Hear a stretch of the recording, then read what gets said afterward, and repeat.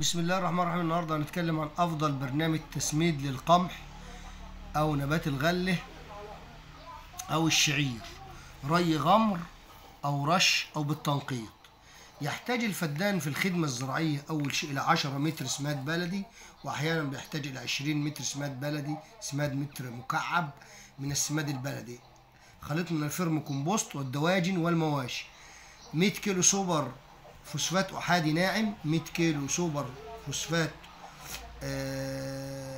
أحادي محبب، 100 كيلو جبس زراعي اللي هي كبريتات الكالسيوم، 50 كيلو سلفات نشادر.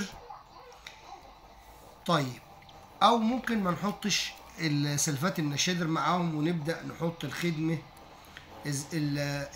التسميد عباره عن 50 كيلو سلفات نشادر.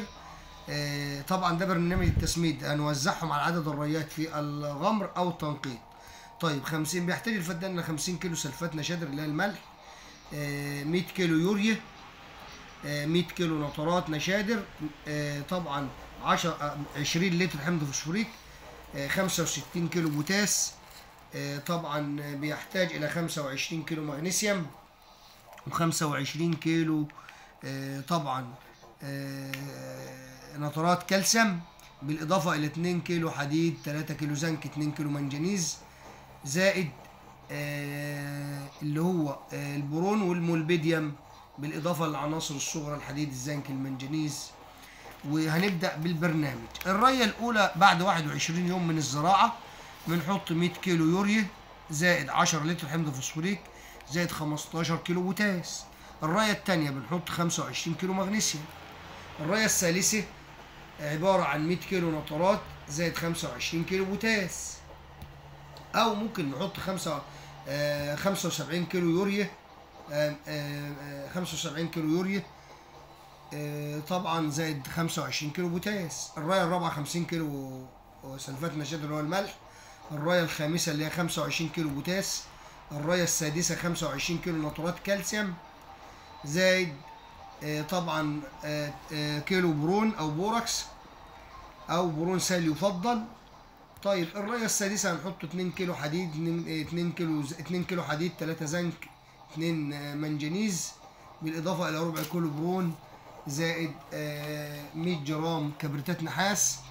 واحيانا بنحط جرعه عفان زي الكبريتات النحاس او كبريت الميكروني. دوت اهم برنامج للقمح او الشعير او الغله في هذه الايام. ودائما طبعا بنركز على الحشائش تنظيفها يدويا. يفضل زراعة القمح دوت ممكن نزرعه على مصاطب أو خطوط، أفضل حاجة خطوط أو مصاطب حتى سهولة العمليات الزراعية زي العزيق وتنقية الحشائش وخلافه. يفضل تكون يدويا. طبعا بنركز على الرش زي الصدى، رش الصدى بنرش مادة البروبوكونازول أو مادة سيفونات المصيل المحبب 80%.